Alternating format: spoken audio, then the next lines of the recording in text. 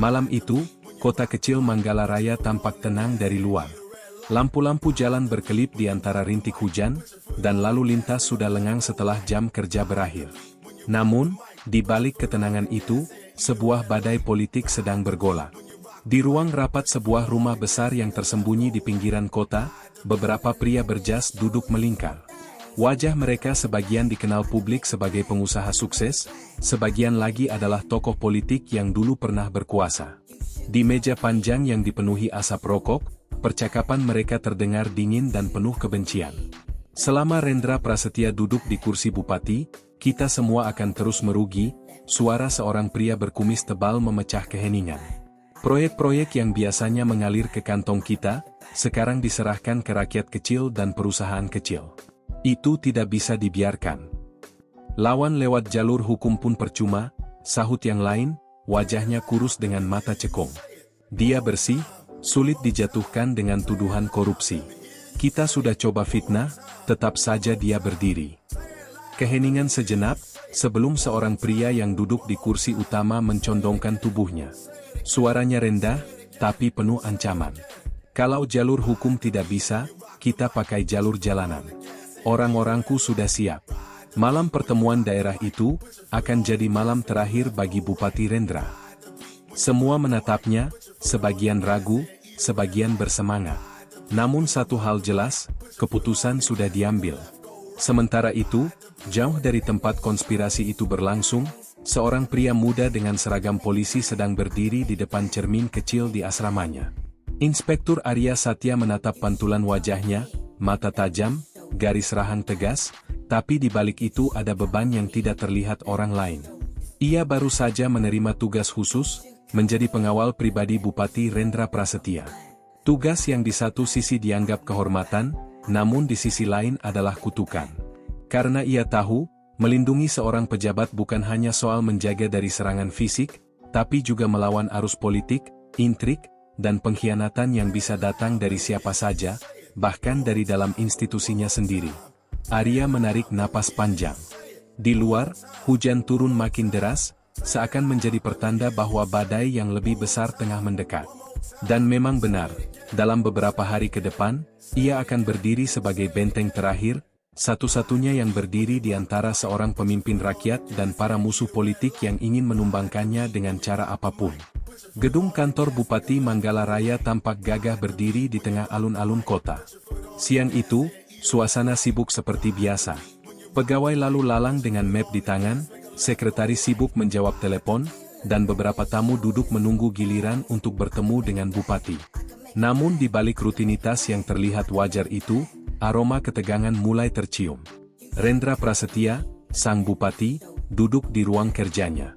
Usianya sudah lewat 50, rambutnya memutih di pelipis, namun sorot matanya tetap tajam. Di atas meja kerjanya, tumpukan berkas menunggu tanda tangan.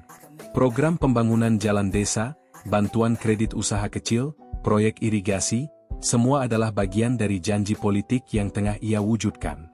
Namun, meski kertas-kertas itu terlihat sebagai tanda pengabdian, bagi sebagian orang di luar sana, justru menjadi sumber kebencian. Karena setiap lembar dokumen yang ditandatangani Rendra berarti hancurnya bisnis kotor yang selama ini menghidupi banyak orang berpengaruh. Telepon di mejanya berdering. Rendra mengangkatnya, mendengarkan dengan wajah yang semakin muram. Itu adalah laporan terbaru, ancaman terhadap dirinya kembali meningkat. Ada pesan gelap yang dikirim ke sekretariat, ada poster-poster liar yang menjelekkan namanya, bahkan ada percakapan mencurigakan yang bocor dari dunia bawah tanah kota. Rendra menutup telepon dengan tangan gemetar. Ia menghela napas panjang, lalu menatap foto keluarganya yang terpajang di meja. "Apakah aku sudah memilih jalan yang benar?" gumamnya lirih. Kedatangan Arya Satya. Sore itu, pintu ruang kerja Rendra diketuk. Seorang ajudan masuk, diikuti seorang pria muda berseragam polisi. Tubuhnya tegap, wajahnya serius, matanya tajam memandang sekeliling ruangan. "Pak Bupati," ucap ajudan, "izinkan saya memperkenalkan Inspektur Arya Satya. Mulai hari ini, beliau ditugaskan sebagai pengawal pribadi Bapak." Rendra mengangkat alis. Ia menatap Arya dengan seksama. Polisi itu berdiri tegak, memberi hormat singkat. "Siap, Pak. Saya ditugaskan untuk memastikan keselamatan Bapak. Apapun yang terjadi, saya akan berdiri di depan Bapak." Nada suaranya tegas, nyaris dingin. Rendra sempat merasa tidak nyaman dengan tatapan tajam pria itu, tapi di dalam hatinya ada sedikit rasa lega. "Arya, bukan?" Rendra akhirnya bicara. "Kau masih muda. Apa kau tahu apa yang sedang kau hadapi kalau ikut melindungi saya?" Arya tidak bergeming. "Saya tahu, Pak. Justru karena itu saya di sini. Jika Bapak diganggu karena keputusan Bapak membela rakyat, maka biar saya yang menanggung risikonya." Kata-kata itu membuat ruangan seakan hening sesaat. Rendra hanya bisa mengangguk pelan. Dalam dirinya, timbul rasa hormat kepada pemuda ini, meski ia tahu bahaya yang akan mereka hadapi jauh lebih besar dari sekadar pengawalan biasa. Bayangan gelap di balik rapat malam. Malam harinya, ketika langit mulai gelap dan hujan turun tipis, sebuah rapat rahasia berlangsung di sebuah rumah besar di pinggiran kota. Para musuh politik Rendra berkumpul kembali, kali ini dengan lebih banyak wajah baru yang datang. Di meja kayu panjang, mereka membuka peta gedung pertemuan kota. Seorang pria berpostur besar menunjuk ke gambar pintu darurat. Pertemuan resmi bupati dengan masyarakat akan digelar 3 hari lagi di gedung pertemuan. Itu kesempatan kita. Listrik diatur padam, pasukan kita masuk lewat jendela. Cepat, brutal, dan tidak ada yang bisa menghentikan. Seorang yang lain menambahkan, dia sekarang punya pengawal pribadi. Polisi muda bernama Arya Satya. Hati-hati, anak itu terkenal keras kepala dan sulit dilumpuhkan. Pemimpin rapat itu tersenyum sinis. "Satu orang? Apa artinya satu polisi melawan puluhan orang kita? Biar dia ikut hancur bersama tuannya." Semua tertawa pelan, suara mereka bercampur dengan bunyi hujan di luar. Malam itu, sebuah rencana gelap mulai matang. Aroma badai yang akan datang. Sementara itu, di asramanya, Arya sedang membersihkan pistol dinas dan tongkat lipatnya. Ia tidak pernah percaya pada kebetulan. Nalurinya berkata, ancaman yang ditujukan kepada bupati bukan sekadar gertakan. Ia menatap keluar jendela, melihat langit yang diselimuti awan hitam. "Aku tidak tahu siapa dalang di balik ini semua, tapi aku tahu satu hal, aku tidak akan mundur." Hujan turun semakin deras malam itu, seakan menjadi pertanda bahwa badai besar benar-benar akan datang. Dan di dalam hati kecilnya, Arya tahu, pertarungan hidup dan mati bukan lagi sekadar kemungkinan. Itu sudah pasti. Hari yang ditunggu pun tiba. Gedung pertemuan kota Manggalaraya dipenuhi cahaya lampu dan hiruk-pikuk suara undangan. Ratusan orang berkumpul, tokoh masyarakat, perwakilan desa, hingga wartawan. Acara ini dianggap penting karena Bupati Rendra Prasetya akan menyampaikan program lanjutan pembangunan, termasuk pembagian anggaran baru yang tentu saja mengusik banyak pihak. Di balik panggung, Rendra merapikan jasnya. Sorot matanya lelah, tapi tetap penuh wibawa. Di sisinya, Inspektur Arya Satya berdiri tegak, seragam polisinya rapi, senjatanya terselip di pinggang. Ia tidak banyak bicara, hanya mengamati dengan mata elangnya setiap jengkal ruangan. Kecurigaan di antara keramaian. Arya melangkah perlahan di antara undangan sebelum acara dimulai. Ia terbiasa membaca bahasa tubuh orang. Dari sekian banyak tamu yang datang dengan wajah antusias, ada beberapa yang tampak berbeda. Seorang pria berbadan kekar duduk di barisan belakang, matanya terus mengawasi pintu keluar. Dua orang lain saling berbisik terlalu sering, gerakan tangan mereka terlalu kaku untuk sekadar percakapan biasa. Dan yang paling mencurigakan, ada kelompok pria muda yang berpakaian rapi tapi sepatunya kotor oleh lumpur, seakan mereka baru datang dari tempat yang bukan jalur resmi tamu undangan. Arya menyipitkan mata. Naluri seorang polisi mengatakan ada yang salah. Ia segera mendekati ajudan bupati dan berbisik, perketat jalur keluar masuk. Jangan biarkan ada tamu tambahan setelah ini. Saya mencium gelagat buruk. Ajudan itu mengangguk meski wajahnya pucat. Pidato yang terputus. Acara pun dimulai. Rendra naik ke podium dengan langkah mantap. Tepuk tangan bergema. Kamera wartawan berkilat, merekam setiap gerakan. Saudara-saudara, Suara Rendra menggelegar, kita semua berada di sini demi masa depan Manggalaraya. Saya tahu, tidak semua keputusan saya disukai.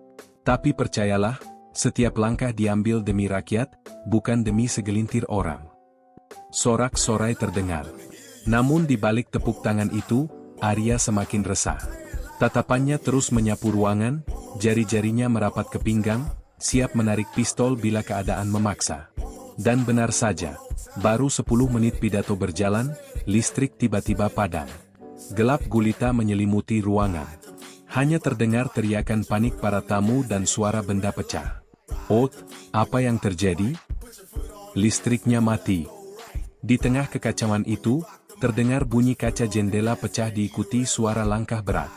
Puluhan sosok bertopeng menerobos masuk.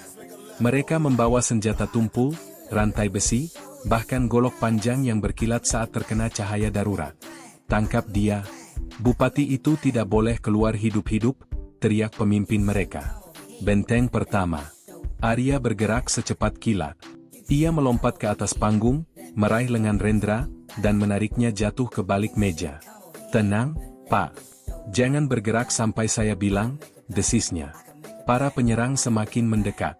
Arya berdiri di depan podium, tongkat lipatnya sudah terbuka dengan bunyi klik tajam. Sorot matanya dingin, wajahnya tegang. "Siapapun yang mencoba mendekat," ucap Arya dengan suara lantang yang menusuk keributan, "akan saya robohkan di tempat." Beberapa penyerang tertawa mengejek, tapi mereka segera sadar, perwira muda itu bukan ancaman kecil. Dalam hitungan detik, bentrokan pun pecah. Pertarungan di ruang pertemuan. Seorang pria bertopeng maju dengan rantai besi, menghantamkan ke arah kepala Arya.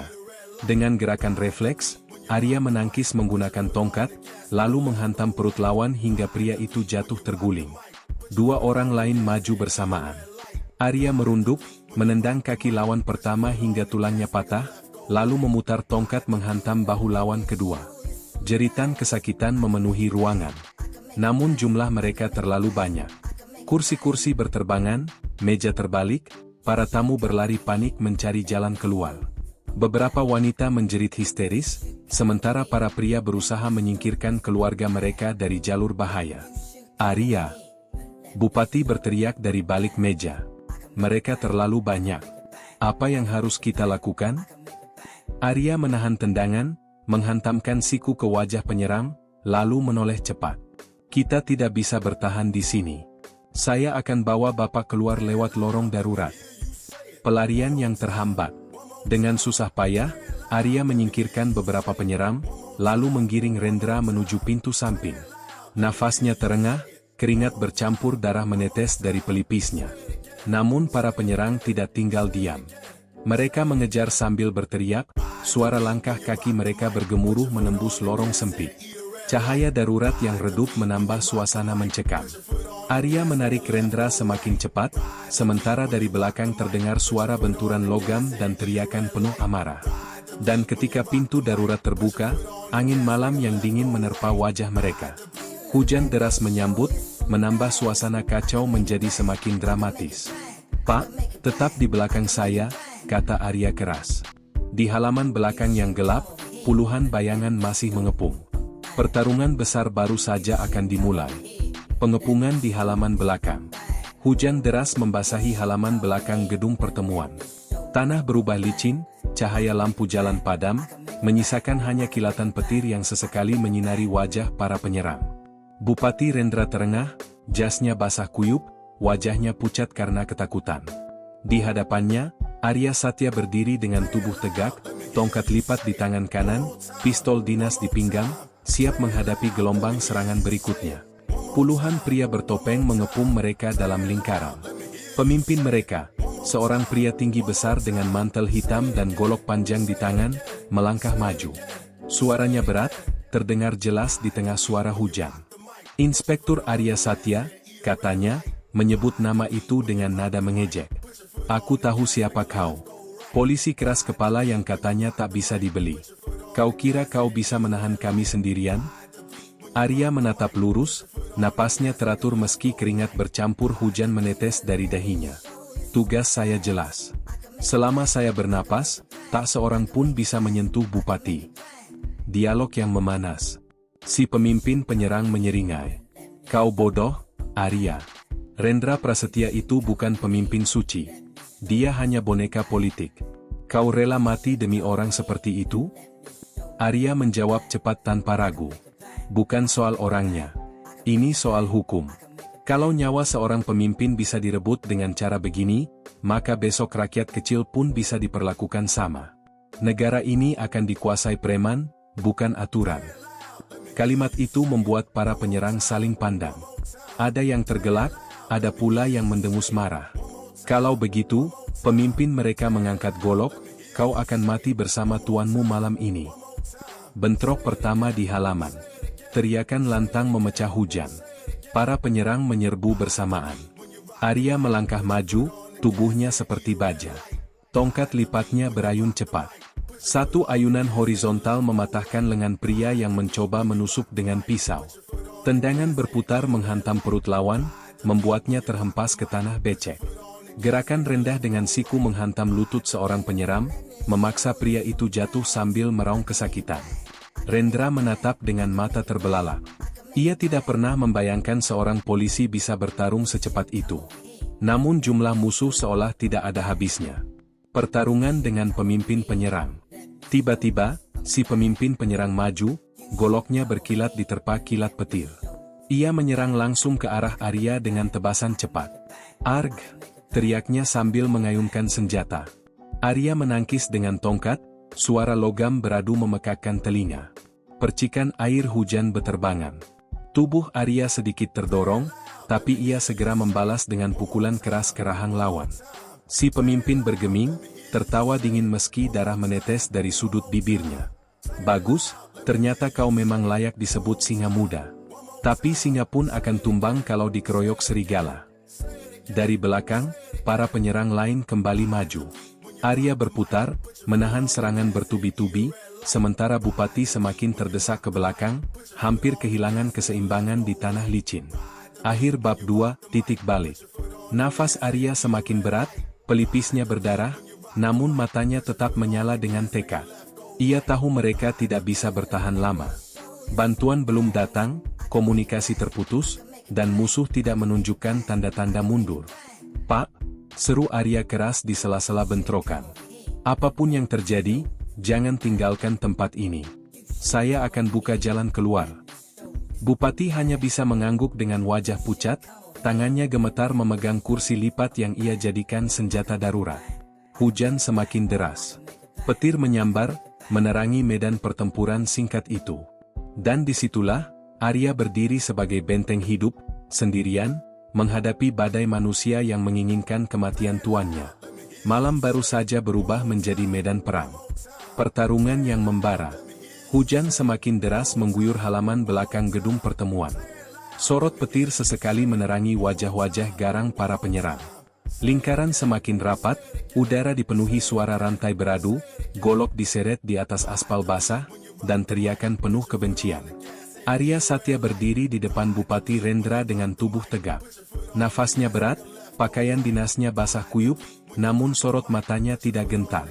Tongkat lipat di tangan kanannya bergetar karena ketegangan, bukan rasa takut. Pak, katanya cepat tanpa menoleh, tetap di belakang saya. Kalau ada celah, lari ke arah pintu samping.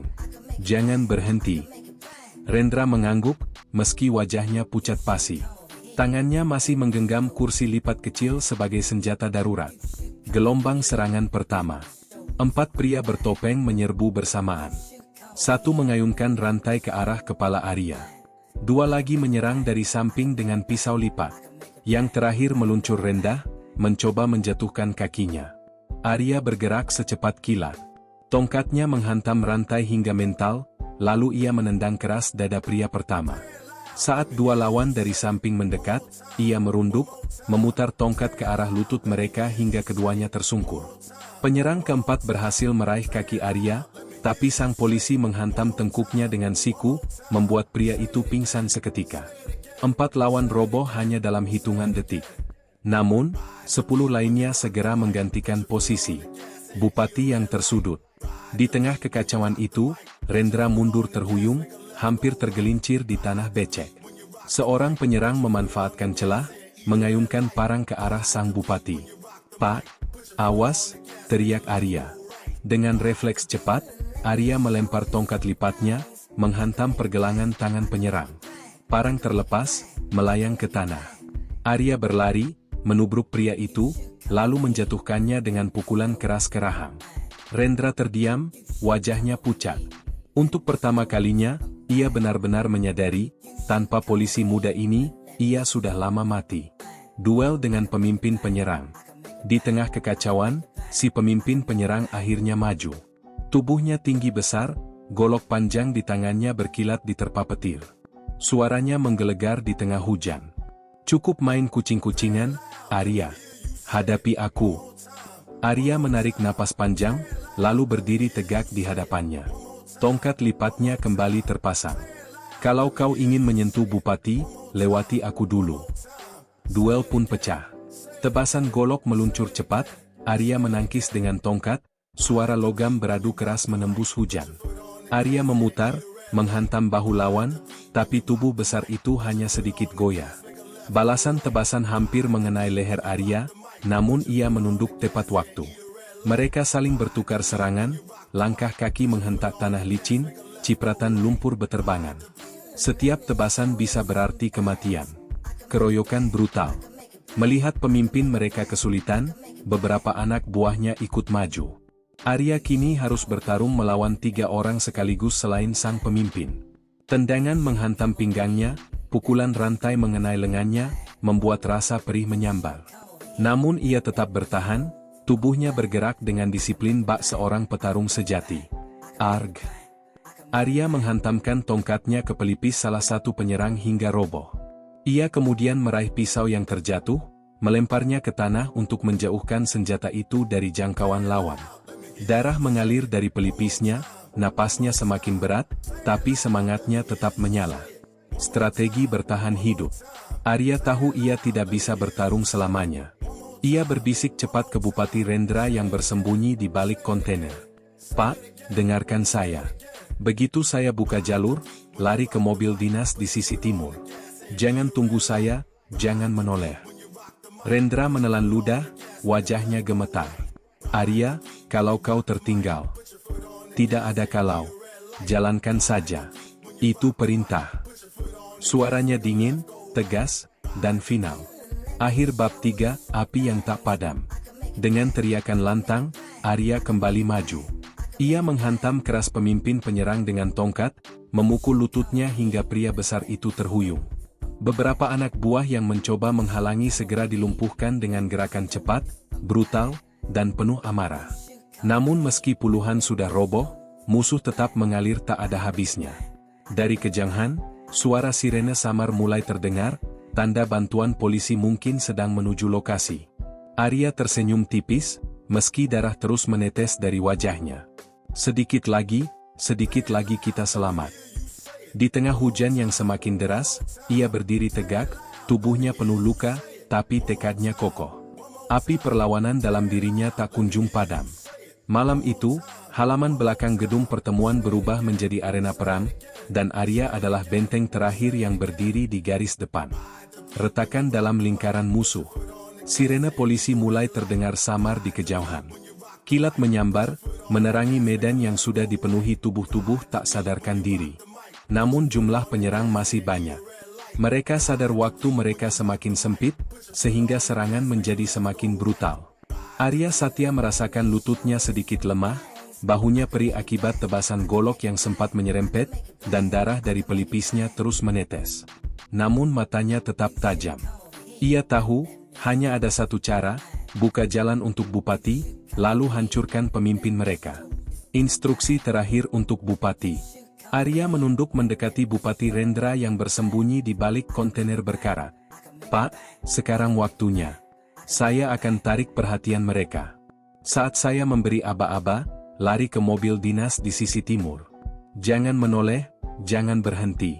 Jika ada yang menghadang, tabrak saja. Paham?" Rendra menatapnya dengan wajah pucat, napas tersengal. "Arya, kau pasti bisa keluar dari sini, kan?" Arya tidak menjawab. Hanya anggukan singkat. Dalam hatinya ia tahu, peluang selamat bagi dirinya sangat tipis. Tapi tugas seorang polisi bukan menghitung peluang diri, melainkan memastikan nyawa orang yang dilindungi tetap aman. Membuka jalur. Arya berteriak lantang, menantang para penyerang. Kalau kalian memang berani, hadapi aku.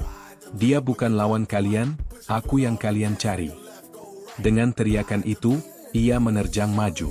Tongkat lipatnya berputar, menghantam lutut, siku, dan wajah lawan dengan brutal. Satu pria terjungkal ke kubangan lumpur setelah dagunya dihantam keras. Seorang lagi menjerit saat tulang lengannya patah oleh tebasan tongkat. Dua lainnya mundur setelah perut mereka dihantam tendangan beruntun. Arya menciptakan celah di tengah lingkaran. Ia berteriak kepada Bupati, "Sekarang, lari!" Rendra berlari sekuat tenaga menuju mobil dinas, tubuhnya bergetar karena takut namun dorongan untuk selamat lebih besar dari segalanya. Duel pamungkas. Saat Bupati menjauh, pemimpin penyerang maju ke tengah medan, mengangkat golok panjangnya. "Keberanianmu mengagumkan, Arya, tapi sekarang, kau sendirian."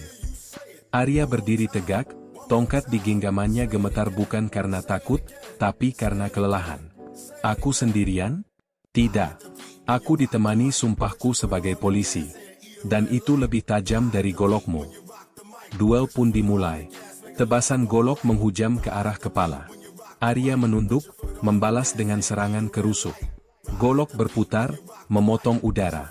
Tongkat menangkis, suara logam beradu memekakkan telinga. Hujan menambah licin pijakan. Arya hampir tergelincir, tapi ia berputar, memanfaatkan momentum untuk menghantam bahu lawan. Pertarungan berlangsung keras, cepat, dan penuh amarah. Kedua tubuh itu sama-sama berdarah, sama-sama tidak ingin menyerah. Momen penentuan.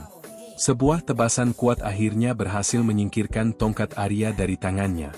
Tongkat itu terlempar jauh, jatuh ke kubangan air. Pemimpin penyerang menyeringai, golok terangkat tinggi. Inilah akhir singa muda. Namun Arya tidak panik. Ia menatap lurus, lalu dalam sepersekian detik melompat maju, mendekat sebelum golok sempat ditebaskan. Ia meraih pergelangan tangan lawan, memutar dengan teknik kuncian keras yang ia pelajari bertahun-tahun di kepolisian. Krek! Suara sendi bergeser terdengar jelas. Golok terlepas, jatuh ke tanah. Arya memanfaatkan celah itu, menghantam rahang lawan dengan pukulan keras, lalu mendorong tubuh besar itu ke arah kontainer. Kepala sang pemimpin menghantam besi keras hingga ia terhuyung. Arya segera meraih tongkatnya kembali, membuka lipatan, lalu mengayunkannya sekuat tenaga ke pelipis musuh. Pria besar itu terjatuh ke tanah, tidak bergerak. Akhir pertarungan. Arya berdiri di tengah hujan, dadanya naik turun, napasnya nyaris habis. Tubuhnya penuh luka, seragamnya robek di beberapa bagian. Namun ia tetap tegak, menatap puluhan penyerang lain yang mulai ragu. Sirene kini terdengar jelas, lampu merah biru mulai memantul di gedung. Para penyerang yang tersisa panik, sebagian melarikan diri, sebagian berusaha mengangkat pemimpin mereka yang pingsan. Arya tersenyum tipis. Pertarungan selesai. Ia kemudian berjalan tertatih menuju arah mobil dinas, memastikan Bupati berhasil keluar dari area bahaya. Malam itu, meski tubuhnya hampir roboh, Arya Satya membuktikan, satu polisi yang berpegang pada sumpahnya bisa menjadi tembok kokoh melawan badai politik dan kekerasan. Rumah sakit militer. Cahaya putih neon menyilaukan mata. Aroma antiseptik menyelimuti udara. Arya Satya terbaring di ranjang rumah sakit militer, tubuhnya penuh perban. Bahunya dijahit akibat luka tebasan, pelipisnya dibalut, dan beberapa tulang rusuknya retak karena hantaman keras. Ia terbangun dengan suara samar sirine ambulans di luar. Ketika matanya terbuka, pandangannya langsung tertuju pada seorang pria berpakaian rapi di kursi sebelah, Bupati Rendra Prasetya. "Arya," suara Rendra parau, wajahnya penuh rasa bersalah. "Aku berutang nyawa padamu. Kalau bukan karena kau, aku mungkin sudah mati malam itu." Arya hanya menoleh perlahan. Suaranya lemah, namun tegas. "Itu tugas saya, Pak. Polisi memang ada untuk berdiri di garis depan." Namun dalam hatinya, Arya bertanya-tanya, Siapa yang cukup berkuasa untuk menggerakkan puluhan orang bersenjata menyerang seorang bupati secara terbuka? Rapat rahasia. Beberapa hari kemudian, di ruang rapat kepolisian daerah, suasana tegang terasa. Para perwira tinggi duduk melingkar, wajah mereka serius. Di ujung meja, Kombes Haryo, atasan langsung Arya, membuka pembicaraan. Serangan terhadap Bupati Rendra bukan aksi kriminal biasa. Ini jelas serangan politik yang terorganisir. Kita menemukan bukti, ada transfer dana besar dari rekening gelap ke jaringan preman yang menyerang. Arya yang duduk dengan seragam lusuh dan lengan masih diperban, angkat bicara. Kalau begitu, kita bisa menelusuri uangnya. Siapapun yang membiayai, dialah dalang sebenarnya. Kombes Haryo mengangguk, tapi wajahnya muram. Masalahnya, uang itu ditelusuri ke sebuah perusahaan cangkang yang terhubung dengan lawan politik bupati di pilkada mendatang. Ruangan hening. Semua tahu apa artinya, serangan ini hanyalah permulaan dari perang politik yang lebih besar. Bupati yang terpojok. Di sisi lain, Bupati Rendra menghadapi tekanan berat. Media mulai menyorot kejadian itu, beberapa lawan politiknya justru menuduhnya, menciptakan drama untuk mencari simpati publik. Dalam sebuah pertemuan pribadi, Rendra menatap Arya dengan mata lelah. Satya, mereka bukan hanya ingin membunuhku.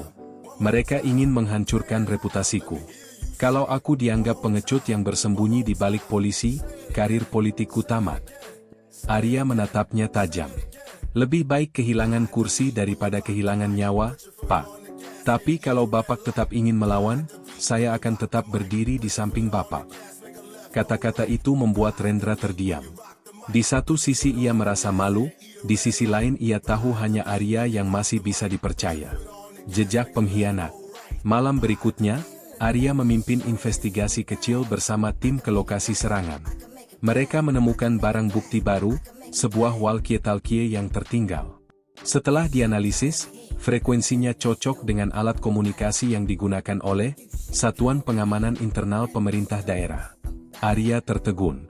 Itu berarti ada orang dalam yang mengkhianati mereka. Ia melapor ke Kombes Haryo. Pak, ini jelas bukan sekadar serangan luar. Ada orang dalam yang membocorkan rute pergerakan bupati. Tanpa itu, mustahil mereka bisa mengepung begitu cepat. Kombes Haryo menghela napas panjang. Saya sudah menduganya. Tapi hati-hati, Satya. Musuh kita bukan hanya preman jalanan. Mereka punya kaki di pemerintahan, bahkan mungkin di kepolisian sendiri. Pertarungan batin Arya. Malam itu, di kamar asramanya, Arya duduk sendiri. Tangannya gemetar memegang lencana polisinya. Luka fisiknya belum sembuh, tapi yang lebih berat adalah luka di dalam, keraguan. Apakah aku bisa melawan sistem yang sudah busuk dari dalam? Apakah pengorbananku berarti? Jika besok pengkhianat lain bisa menjual nyawa bupati untuk segenggam uang? Namun ketika ia teringat wajah Rendra yang pucat di tengah hujan, serta rakyat yang masih percaya pada hukum, hatinya kembali kokoh. Aku tidak boleh mundur. Kalau hukum bisa dibeli, maka aku harus jadi tembok yang tak tergoyahkan. Keesokan harinya, berita mengejutkan muncul di media. Salah satu pejabat tinggi di lingkungan pemerintah daerah ditemukan tewas di rumahnya. Diduga bunuh diri, tapi catatan terakhir di laptopnya menunjukkan transaksi keuangan misterius. Arya menatap berita itu dengan mata tajam. Mereka sedang membersihkan jejak. Ia sadar, serangan malam itu hanyalah permulaan. Bayangan konspirasi politik semakin besar, dan dirinya kini berada di tengah badai. Malam berikutnya, sebuah pesan singkat masuk ke ponselnya. Satya, jangan ikut campur lebih jauh. Atau keluargamu yang akan jadi taruhannya. Arya menggenggam ponselnya erat. Ancaman itu bukan lagi sekadar politik. Ini perang. Ancaman yang menjadi nyata. Malam di rumah sederhana Arya terasa sunyi. Lampu ruang tamu redup, suara jangkrik samar terdengar. Ia duduk di kursi, menatap ponselnya. Pesan ancaman dari orang misterius itu terus terngiang. Satya, jangan ikut campur lebih jauh. Atau keluargamu yang akan jadi taruhannya. Benar saja, beberapa menit kemudian telepon rumah berdering. Suara asing berbicara di seberang. Kami sudah tahu di mana adikmu sekolah, Arya. Jangan coba-coba sok jadi pahlawan. Pilihannya mudah, tinggalkan penyelidikan, atau keluargamu menghilang. Arya terdiam lama, wajahnya kaku. Tekanan itu begitu nyata. Namun, tekad dalam dirinya tak goyah. Ia menutup telepon dengan tangan bergetar, lalu berkata lirih pada dirinya sendiri. Kalau aku mundur, mereka akan semakin berani. Justru karena keluargaku yang jadi taruhan, aku tak boleh kalah. Jejak dalang sebenarnya. Melalui investigasi intensif, Arya dan timnya menemukan fakta mengejutkan. Aliran dana serangan malam itu ternyata bermuara pada salah satu pejabat pusat yang dulu merupakan mentor politik Bupati Rendra sendiri. Nama itu membuat semua terdiam. Senator Wiratmadja, sosok yang selama ini dianggap pelindung Rendra di dunia politik. Kombes Haryo menatap Arya serius. Ini berbahaya, Satya. Kalau benar Wiratmadja dalangnya, berarti kita melawan bukan hanya politikus lokal, tapi jaringan nasional. Kau siap? Arya mengangguk. Kalau kita berhenti di sini, berarti hukum sudah kalah sebelum bertarung. Penyergapan di gudang tua. Informasi intelijen mengarah pada sebuah gudang tua di pinggiran kota, tempat pertemuan rahasia kelompok bayaran Wiratmadja. Malam itu, Arya memimpin tim kecil untuk menyusup. Udara lembab, bau karat dan oli bekas menusuk hidung. Lampu-lampu redup menggantung di atap gudang. Di tengah ruangan, puluhan pria bersenjata berdiri mengawal seorang pria dengan setelan rapi, Wiratmadja sendiri. Arya menahan napas. Akhirnya, wajah dalang itu muncul. Namun sialnya, langkah mereka sudah diketahui. Tiba-tiba lampu sorot menyala terang, senjata-senjata laras panjang terangkat. Suara berat Wiratmadja menggema. Aku sudah menduga, polisi keras kepala ini akan datang. Tangkap dia hidup-hidup. Aku ingin Satya merasakan bagaimana rasanya dipermainkan. Pertempuran terakhir. Baku tembak pecah. Peluru berdesing, memantul di dinding besi. Tim kecil Arya bertahan mati-matian, tapi jumlah musuh terlalu banyak. Satu persatu rekan gugur. Arya sendiri bertarung seperti singa yang terluka. Pistol di tangannya menyalak berkali-kali, sementara tubuhnya terus bergerak lincah di antara tumpukan peti kayu. Namun akhirnya, ia terdesak. Pelurunya habis. Di hadapannya, muncul pemimpin penyerang yang dulu hampir membunuhnya. Rupanya ia masih hidup, kini menjadi tangan kanan Wiratmadja. Tubuhnya penuh luka lama, tapi matanya menyala penuh dendam. Satya, kali ini kau tak akan lolos. Duel hidup mati. Duel terakhir pecah di tengah gudang. Golok besar berayun liar, memotong udara. Arya menghindar, memanfaatkan linggis berkarat yang ia temukan sebagai senjata pengganti. Benturan logam menggema, percikan api muncul tiap kali senjata beradu. Tubuh Arya lelah, luka lama terbuka kembali, darah menetes membasahi lantai. Tapi tekadnya tetap membara. Ia tahu, jika kalah, Bupati Rendra akan menjadi korban berikutnya, dan negara akan jatuh ke tangan orang-orang seperti Wiratmadja. Dalam momen genting, ketika golok hampir menebas lehernya, Arya menahan dengan sisa tenaga, lalu memutar linggis hingga menancap tepat di dada lawan. Pria itu terhuyung, darah mengalir dari mulutnya, lalu ambruk tak bergerak. Kebenaran terbongkar. Wiratmadja bertepuk tangan lambat, wajahnya tenang meski anak buahnya mulai mundur. Hebat, Satya. Tapi kau tetap tak bisa menghentikan badai politik ini. Orang-orang butuh pemimpin kuat seperti aku. Kau hanya polisi kecil yang akan dilupakan. Arya menodongkan pistol sisa peluru terakhir ke arahnya. Suaranya serak namun tajam. Mungkin aku hanya polisi kecil. Tapi hukum tidak pernah kecil. Selama ada satu orang yang berani berdiri, hukum tetap hidup. Saat itu, suara sirene polisi khusus dan pasukan Brimob terdengar mendekat. Rupanya Kombes Haryo sudah menyiapkan pengepungan lebih besar. Wiratmadja panik, mencoba melarikan diri, tapi segera ditangkap. Semua bukti transaksi keuangan, rekaman rapat gelap, dan dokumen pengkhianatan berhasil diamankan. Beberapa minggu kemudian, berita nasional dipenuhi kabar penangkapan Wiratmadja. Rakyat bersorak, banyak yang menganggapnya sebagai kemenangan hukum atas politik kotor. Di balik itu semua, Arya Satya hanya duduk di ruangannya yang sederhana. Tubuhnya masih menyisakan luka, tapi hatinya tenang. Ia menatap lencana polisinya, tersenyum tipis. Bupati Rendra datang berkunjung. Ia menyalami Arya dengan erat. "Satya, kalau aku masih berdiri hari ini, itu karena kau. Aku berjanji, aku akan memimpin dengan bersih. Demi rakyat, demi orang-orang seperti dirimu." Arya hanya mengangguk. "Janji itu yang paling berat, Pak. Tapi kalau Bapak benar-benar menepatinya, pengorbanan saya tidak sia-sia." Hujan turun pelan di luar jendela, mengingatkan kembali pada malam penuh darah itu. Malam ketika seorang polisi berdiri sendirian melawan badai. Dan namanya, Arya Satya, akan dikenang bukan karena pangkatnya, melainkan karena keberanian dan sumpahnya yang tak tergoyahkan. Beberapa bulan setelah penangkapan Senator Wiratmaja, suasana politik di daerah itu berubah drastis. Persaingan yang dulu kotor dan penuh darah perlahan mereda. Banyak pejabat yang terlibat dalam jaringan konspirasi mulai ditangkap satu persatu. Rakyat menyambut setiap berita penegakan hukum dengan sorak-sorai, seolah-olah tirai gelap yang menutup daerah itu akhirnya tersingkap. Bupati Rendra Prasetya melanjutkan kepemimpinannya dengan cara berbeda. Ia lebih berhati-hati, lebih dekat dengan rakyat, dan lebih sering menyebut dalam pidatonya nama Arya Satya, polisi muda yang rela berdiri sendirian menghadang gelombang penyerang demi melindungi hukum. Kalau hari itu Arya tidak berdiri, mungkin saya sudah tiada.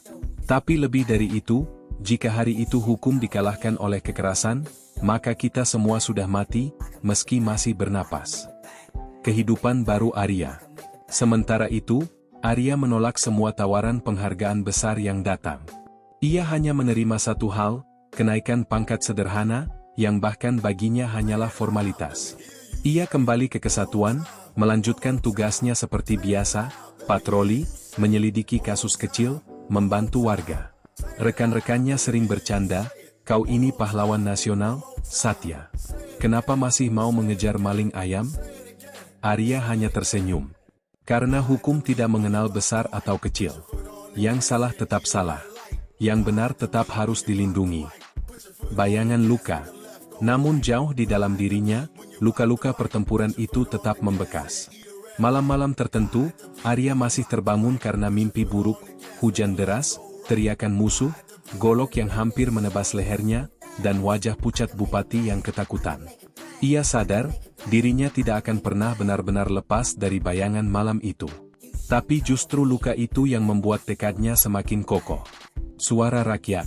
Di warung kopi, di pasar, di sekolah-sekolah, nama Arya sering disebut.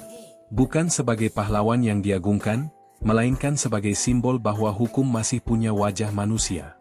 Seorang polisi yang tidak tunduk pada uam, tidak gentar pada ancaman, dan tidak meninggalkan orang yang dilindunginya. Anak-anak sekolah sering menggambar sosok polisi dengan tongkat lipat, berdiri di bawah hujan, melawan puluhan orang.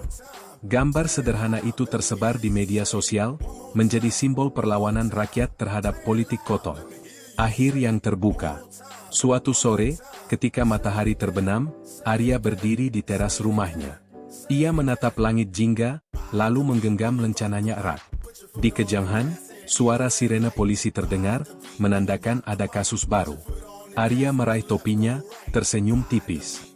Malam itu mungkin sudah berakhir, katanya lirih, tapi perjuangan menegakkan hukum tak akan pernah selesai.